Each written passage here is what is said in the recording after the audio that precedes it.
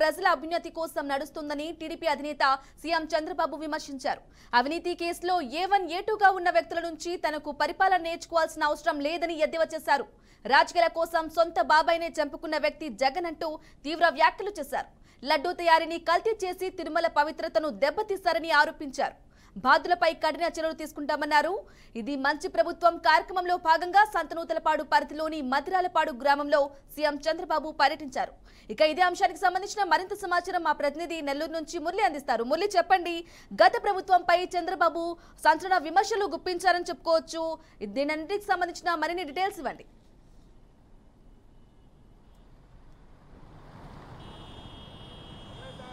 బ్రాహ్మణి, అయితే 100 రోజుల పాటు జరిగినటువంటి ఏదైతే ప్రభుత్వం ఉందో 100 రోజులు పూర్తయింది. 100 రోజులు పూర్తయిన సందర్భంగా ఉమ్మడి ప్రకాశం జిల్లాలోని సంతనూతలపాడులో జరిగినటువంటి ఇది మంచి ప్రభుత్వం కార్యక్రమంలో సీఎం చంద్రబాబు నాయుడు కీలక వ్యాఖ్యలు చేశారు.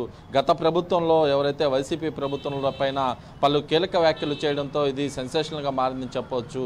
ఏదైతే 100 రోజుల పాటు అంటే కూటమి ప్రభుత్వం ఏర్పడి ఇవాళకి 100 రోజులు గడిచింది. ఈ సందర్భంగా అనేక చోట్ల కూడా మంచి ప్రభుత్వం కార్యక్రమం పేరుతో అనేక కార్యక్రమాలను ఏర్పాటు చేశారు. సీఎం చంద్రబాబు ఈ కార్యక్రమం ద్వారా పలు కీలక వ్యాఖ్యలు కూడా చేశారు. ఎవరైతే A1, A2ల ద్వారా తాను పరిపాలన నేర్చుకోవాల్సిన అవసరం లేదని వాళ్ళు చెప్తే తాను నేర్చుకోవాల్సిన స్థితిలో తాను లేనంటూ కూడా తీవ్ర వ్యాఖ్యలు చేశారు. అదేవిధంగా మాజీ ముఖ్యమంత్రి చంద్రబాబు నాయుడు ఎవరైతే మాజీ ముఖ్యమంత్రి సీఎం జగన్మోహన్ రెడ్డి ఉన్నారో జగన్మోహన్ రెడ్డి తన సొంత బాబాయినే చంపుకున్నటువంటి ఘనత ఆయనది. ఆయన దగ్గర నుంచి తాను పరిపాలన నేర్చుకోవాల్సిన అవసరం లేదంటూ కూడా తీవ్ర వ్యాఖ్యలు చేసిన పరిస్థితి అయితే కనిపిస్తుంది.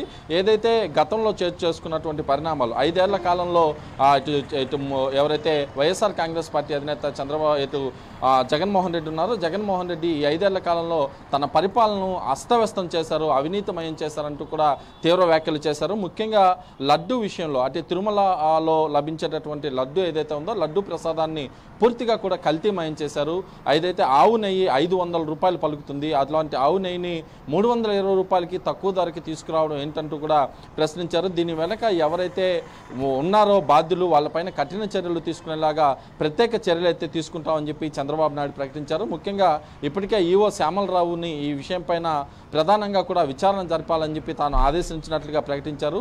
వచ్చేటటువంటి అతి త్వరలోనే ఈ ఘటనకు సంబంధించినటువంటి బాధ్యులు ఎవరైతే ఉన్నారో ఈ బాధ్యులపైన కూడా కఠిన చర్యలు తీసుకుంటామని చెప్పి ముఖ్యమంత్రి చంద్రబాబు నాయుడు కూడా చెప్పినటువంటి పరిస్థితి కనిపించింది. గతంలో ప్రసాదాలకు ఇప్పటి ప్రసాదాలకు ఎంత తేడా ఉన్నాయో భక్తులే గమనిస్తున్నారని కూడా చెప్పారు. భక్తుల నుంచి వచ్చినటువంటి ఫిర్యాదుల మేరకు పూర్తి స్థాయిలో విచారణ చేపట్టి ఈ లడ్డూలకు సంబంధించినటువంటి వచ్చేటటువంటి ఏదైతే నెయ్యి ఉందో నెయ్యిని పరిశీలన చేసి టెస్టులు చేసిన తర్వాత పలు విషయాలు కూడా సంచలన విషయాలు బయటపడ్డాయి. ముఖ్యంగా నెయ్యి తక్కువ రేటుకే తీసుకోవడం వల్ల ఒక్కసారిగా దీంట్లో కల్తీ కూడా జరిగిందని చెప్పి చంద్రబాబు నాయుడు వ్యాఖ్యానించారు. ప్రస్తుతం అయితే చంద్రబాబు నాయుడు వ్యాఖ్యానించినటువంటి వ్యాఖ్యలు ప్రస్తుతం దుమారం రేపుతున్నాయి. ఏదైతే గతంలో ఇటు ముఖ్యమంత్రిగా పనిచేసినటువంటి జగన్మోహన్ రెడ్డి ఆయన A2 ఇద్దరు కూడా చేసినటువంటి వ్యాఖ్యల ద్వారా తాను పరిపాలన నేర్చుకోవాల్సిన అవసరం లేదని కూడా స్పష్టం చేసినటువంటి పరిస్థితి. ఏదేమైనప్పటికీ 100 రోజుల పరిపాలన పైన ముఖ్యమంత్రి చంద్రబాబు నాయుడు సంతనూతలపాడులో జరిగినటువంటి సమావేశంలో పూర్తి స్థాయిలో కూడా వైసీపీ పైన పలు విమర్శలు అయితే చేశారు. బ్రాహ్మణ్.